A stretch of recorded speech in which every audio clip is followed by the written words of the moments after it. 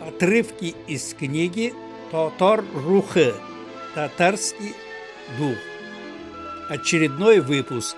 Предыдущие выпуски смотри в плейлисте. Ссылка в описании. Выпуск 9. Татарская вера.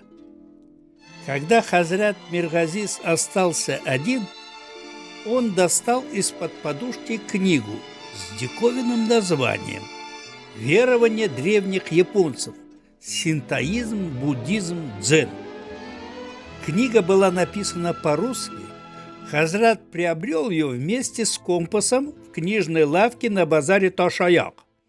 Он самостоятельно изучал русский язык, поэтому при каждой вылазке в Казань пополнял свою библиотеку. В чтении текстов заметны были успехи, хотя разговорная речь ему удавалась с трудом.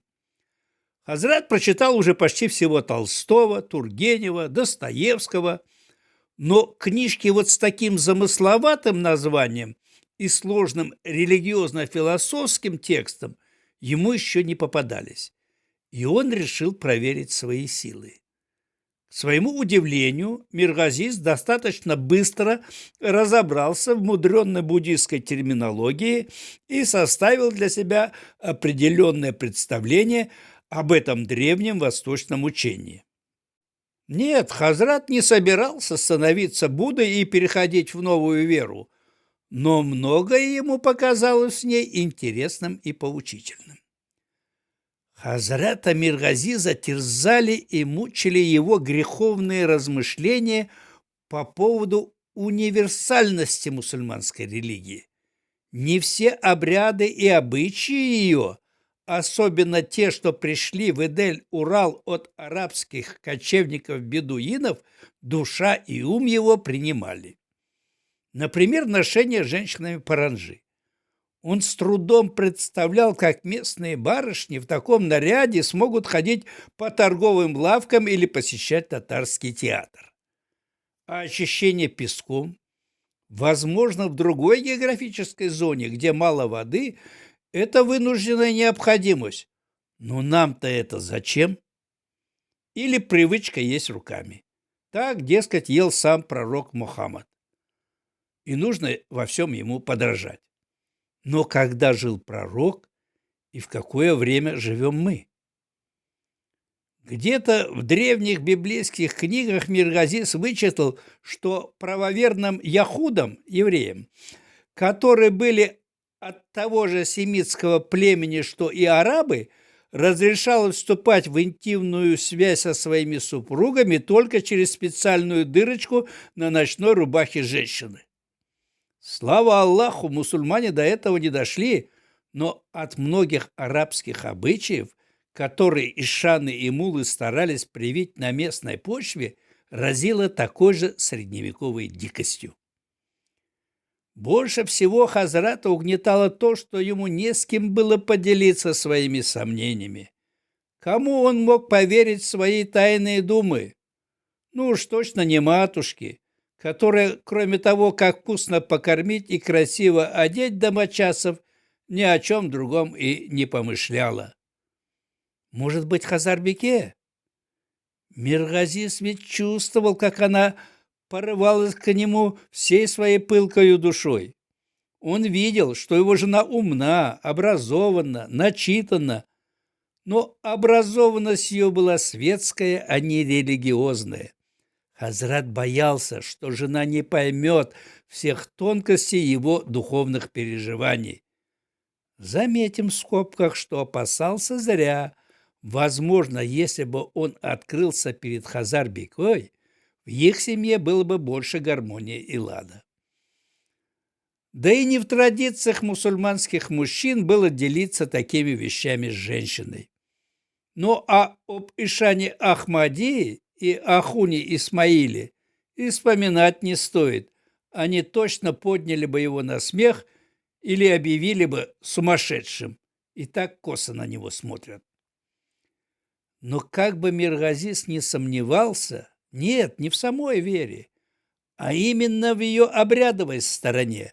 Он абсолютно точно знал, что если бы не ислам, Если бы не фанатичная религиозность его предков, то инхарнас, гибель татарского народа, давно бы уже состоялась. И звали бы его сейчас не Миргазис, а Иван, Петр или Сидор, как называют своих детей древние исторические соседи татар, чуваши, мари, ватяки, мордва, да и наши братья-крещенные татары. Приняв православие, эти народы, к великому сожалению, практически утеряли свою национальную идентичность. Предки Миргазиза и Утак, и Альмет, и Джафар, и Сайфулла, и Нажмиддин, и Маджиддин, да будет доволен всеми ими Аллах, в течение 300 последних лет достойно несли свою высокую миссию. Они стойко проповедовали ислам и защищали его от всяческих нападок и миссионеров вроде Ахсак Каратуна, Лука Канашевич. Не испугались угроз, не поддались на посулы и подкупы, а значит, служили своему народу, не позволили окончательно распылить, раздробить и разобщить его, за что им место пусть будет в раю. Все это прекрасно зная и понимая, Миргазис вместе с ним понимал и другое. Тот традиционный ислам, который исповедовали его предки, превратился в схоластическое учение. Необходимо было изменить и приспособить древнюю арабскую веру к местным условиям. Как, например, это сделали японцы с учением Будды, приспособив его под свои нужды и превратив буддизм в дзен, но при этом сохранили и веру своего древнего японского бога Синто, очень похожего на древнего тюркского бога Тангри. Татарам тоже нужна была своя татарская вера. Урусы, между прочим, так и говорили: басурмане очень стойки своей татарской вере. Об исламе никто даже не заикался. Об исламе простые урусы и не знали.